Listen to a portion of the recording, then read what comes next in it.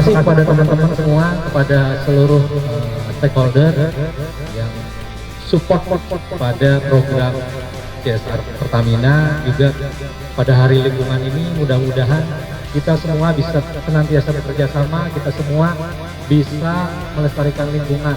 Jadi kita menjadi bagian dari lingkungan itu sendiri, kita menjadi bagian dari masyarakat itu sendiri. Insya Allah apa yang kita kerjakan akan mendapatkan berkah di sisi Allah Subhanahu wa Ta'ala.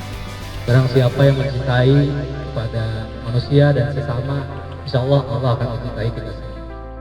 Indah kenangan, terangan angan, bunga melati harum baunya. Mari kita jaga lingkungan, satu bumi untuk selamanya. pada hari ini tidak hanya industri migas, tetapi dunia selalu mencerahkan apa itu environment ethics, apa itu kepedulian kita terhadap lingkungan. Kami hadir di sini adalah bukti nyata untuk bersama masyarakat mengembalikan apa-apa yang sudah rusak dan mengembangkan apa-apa memang potensi yang ada di sini.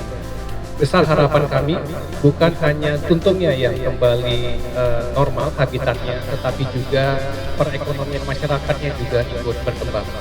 Tentunya itu adalah hal yang melekat dan berdiri.